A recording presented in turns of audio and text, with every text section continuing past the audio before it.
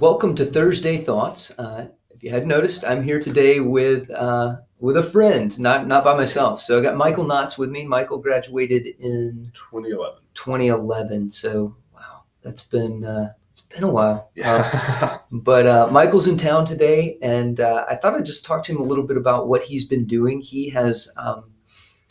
He's in engineering at University of Auburn and has been really working on some interesting stuff. And so a lot of times we hear back from our alumni that they knew how to write papers, or they got to college and had read a lot of the books that they were reading and felt well prepared for that. But we don't often get to hear back from our alumni who are out there now, who are doctors and nurses and engineers. And Michael's got some really interesting stuff coming up. So I thought it'd be a good time to connect with him and let you guys hear a little bit about what he's doing. So Michael, tell us a little bit about kind of what you've been working on the last couple of years. Absolutely. Well, I am currently trying to finish my master's, Okay. thesis option, Lord willing, December. Okay. I'm in mechanical engineering, and my research is in metal 3D printing, or additive manufacturing, which is what the industry calls it. Wow.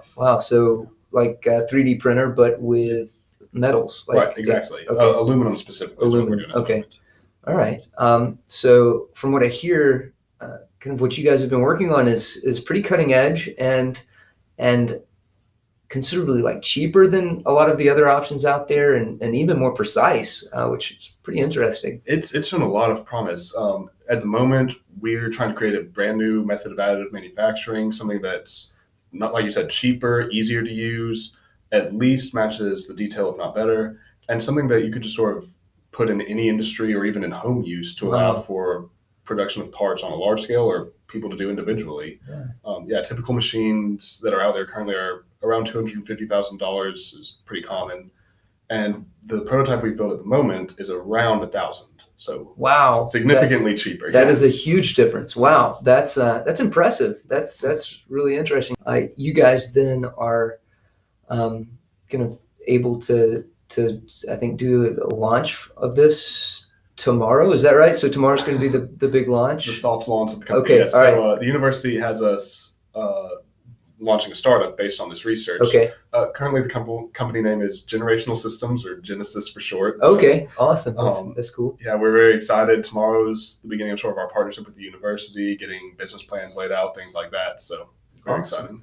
Well, I want to talk just a little bit about how Eastwood and kind of your high school years prepared you for what you're doing now. Like, how do you get from this little liberal arts kind of classical school to making 3D printers? Well, the biggest thing that I think that Eastwood played a huge role in was work ethic, and especially my parents on that role too. My dad, very much so. Yeah. You've worked with him some, so I'm sure you know. My mom also would never tolerate laziness from me. Right. But Eastwood did a great job. The teachers here have instilling in, if you want to succeed, you have to put in work. Right. And I remember some classes that I looked back at, or at the time I was thinking, this is an inordinate amount of work. How can I accomplish this? But really, it was the teachers knew what they were doing. They were laying it out to try to show us, if you want to succeed, you have to work. And in large part,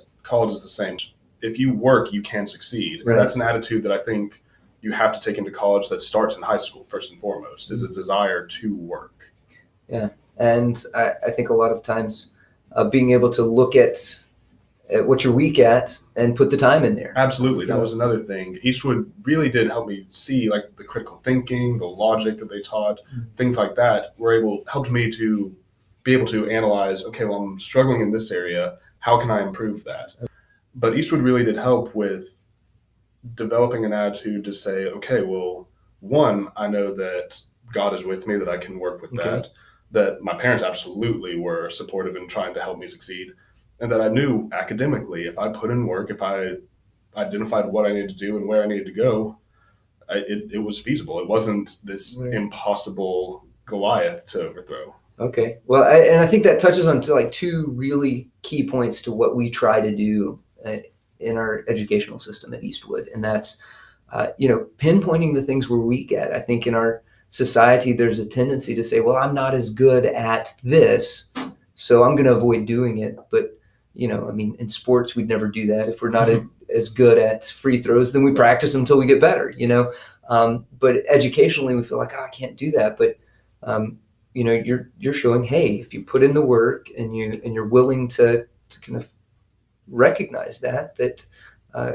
God can use that to kind of teach you a lesson and get you where He wants you.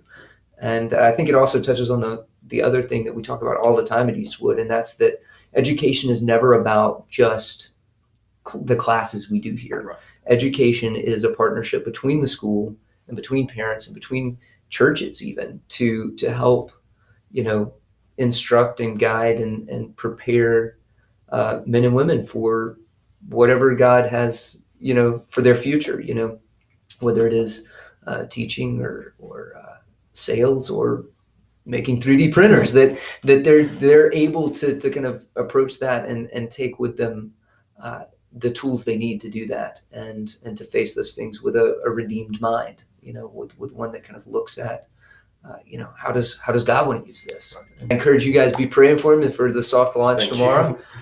For sure. I want to hear about that. And always good to talk to you. And so glad that we could spend this time together today. Absolutely. So thank you for having me in. Yeah, it's good. So I can't wait to hear back. So thank you guys, and have a great Thursday.